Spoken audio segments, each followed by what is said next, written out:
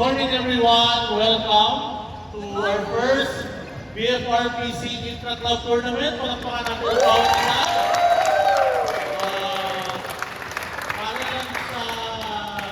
Para lang sa kauruan ng nakararami. Last year, we held the first novice and beginner tournament. Okay, ang nag-champion dyan, makakalaban nyo later. Si EG at saka kaso wala si Sunny, no? Si EG makakalaban nyo, sila nag-champion last year. Pero this year, I would like to welcome one of the sandbaggers, MJ. Okay. Sandbagging. Talagang pinatulan talaga ni MJ. Sinandbag na yung so, ito yung first intra-club tournament ng BFRPC. Wala pa tayong tournament within us, so we the officers decided to make one para sa club.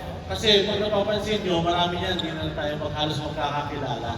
So I want to take 1 to 2 minutes, find a face na hindi nyo kilala, and just introduce yourself. Okay? 1 to 2 minutes guys, dito tayo. Find someone na hindi nyo kilala. Kilala nyo na isang father, let's say.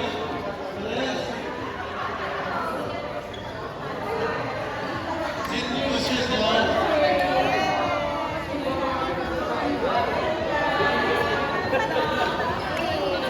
Ano pangalan mo? Kiko po. Kiko!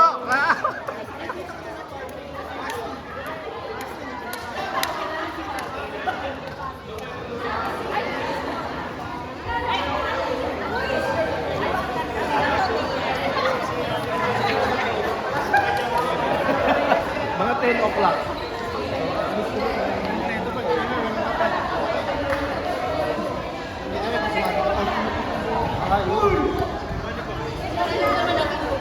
Ayan na, 5 na.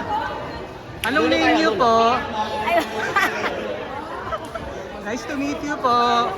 Nice to meet you, Don. Nice to meet you, The Great Wall of... The Great Wall of... Ay, hindi. Sinungaling yun. Hey!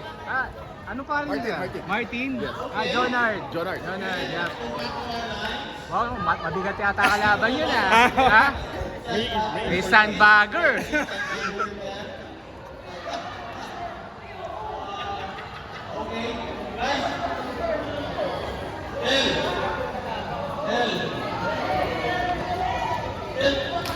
Hi, Bea.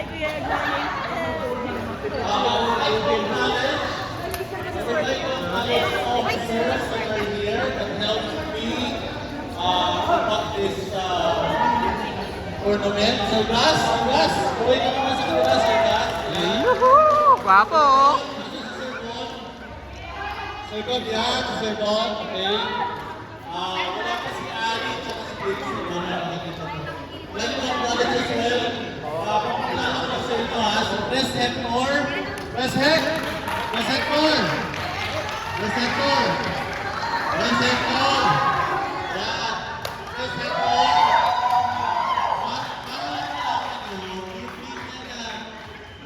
Kilala mo ito sa heritage? Siya nag-win niya, no?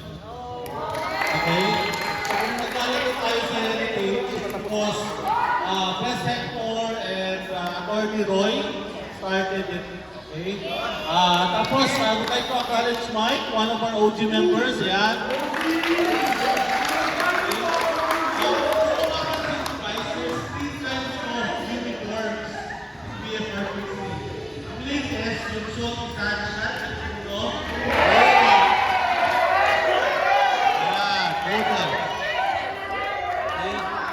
Pareho kami ni San, ang laki ng pinayat natin ni San. Siguro, no? Ang laki ng pinayat namin ni San. Si Kuya Jonah din, ang laki ng pinayat. So, mapapansin niyo guys, tatlo yung uniforms natin. Ito yung pinaka-latest. This was designed by Kai. Tapos yung last one, 4 days, isuot namin ni JB. That was before the blue one. And then, kung mapapansin niyo yan, si President Nor, si Momon, actually si Thea, ito yung mga uniforms sa mga OG talaga. Yan, si Kuya Jonard, meron yan. Okay? Si Tita Gina, meron yan. So palakpakan natin yung mga OG members natin. Si Kubat, forget everyone. Ate Lynette, yeah, Casey, Baby, Hop! Hop! Okay, so quick story. When I first played pickleball, I was extremely overweight kasi ngayon overweight na lang.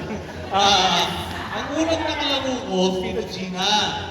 Yan, ang unang umatin sa akin. Ang totoo niya, napikil ako ni Tita Gina doon. Sabi ko, ano ba naman ito? Bakit naman ang tanda ng kilaban sa akin? Pero 11-0 ako ni Tita Gina. So hindi ko makakalimutan yun. Tapos ang kalaro namin noon was si Baron at saka si Christina.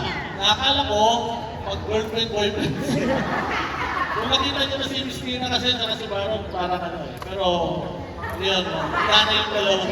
But again, welcome, thank you so much. Hindi na, yes, EG, yan ang champion last year. Okay, San Bagay din yan.